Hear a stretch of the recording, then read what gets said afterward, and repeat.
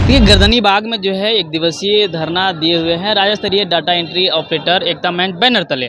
आज जो है कहीं न कहीं संदीप सौरभ जी जो कि हर दुख सुख में साथ होते हैं और डाटा ऑपरेटर के संघ के जो जनता के लिए काम हो रहा है, सरकार के विभागों में काम कर रहे हैं, तो सरकार बिचवान क्यों रखेगी। ये जो एजेंसियों का मकर जाल है बिहार के अंदर, नौकरियों के अंदर, वो सीधे सीधे शोषण का रास्ता है, ताकि आपको गन पॉइंट पे रख सके, आपके श्रम की लूट कर सके। इसीलिए इन सारे लोगों को, जितने डाटा एंट्री ऑपरेटर हैं, उनको एजेंसियों से, आउटसोर्सिंग एजेंसियों से, नियोजन से मुक्त करके जिस विभाग में जो काम कर रहे हैं वहां पे उनको समाहित कर लिया जाए, उनको वहां पे परमानेंट किया जाए। यही मांग हम लोग कर रहे हैं सरकार से, और इस मांग को लेकर के हम लोग जाएंगे विधानसभा के अंदर, आवाज भी उठेगी।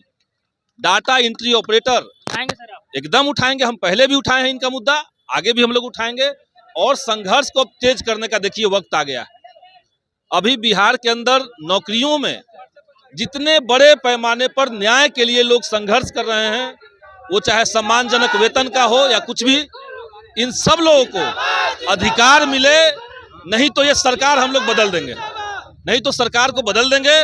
और इसलिए बदलो बिहार एक महाजुटान भी हम लोग कर रहे हैं बिहार के अंदर। जितने सारे इस तरह के न्याय के लिए संघर्षरत लोग हैं, सरकार सुन नहीं रही है बात। अब देखिए यहाँ गर्दनी बाग में लोग आंदोलन कर रहे हैं, सरकार को इतनी शर्म नहीं है कि गर्दनी बाग में जितने आंदोलन हो रहे हैं, आप उनकी मांग मानिए मत मानिए, लेकिन एक प्रतिनिधि भेज करके आप इनका ज्ञापन तो समेट लीजिए, वार्ता करा दीजिए, वार्ता तो करवाइए। लेकिन लोकतंत्र की धज्जियां बिहार के अंदर उड़ाई जा रही है।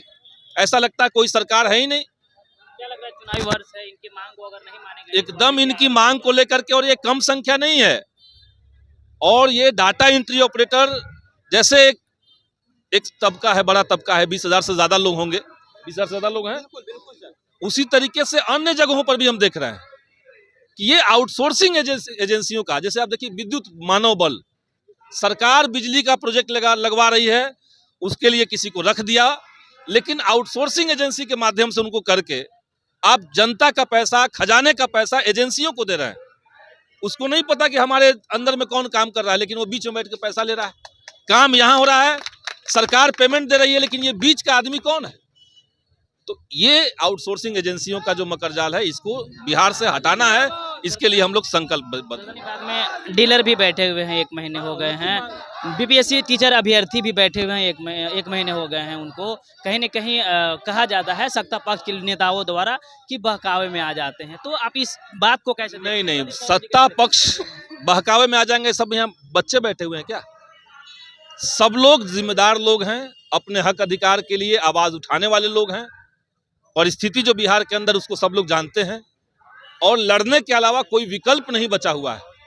आपको यह भी पता होगा कि डाटा एंट्री ऑपरेटर संगठन जो है, इसके अंदर मुख्यमंत्री सचिवालय में जो काम कर रहे हैं, उनके भी कर्मचारी यहाँ आंदोलन में होंगे।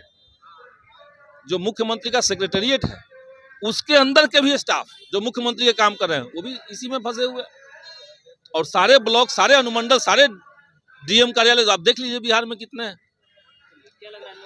संघर्ष होगा, नहीं मांग पूरी होगी तो हम लोग बिहार को बदल देंगे। ऐसा बिहार बनाएंगे जिसमें न्याय हो सबको लिए।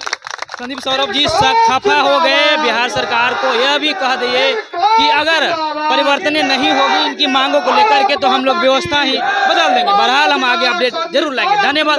देखते रहे वर्ल्ड न्यूज।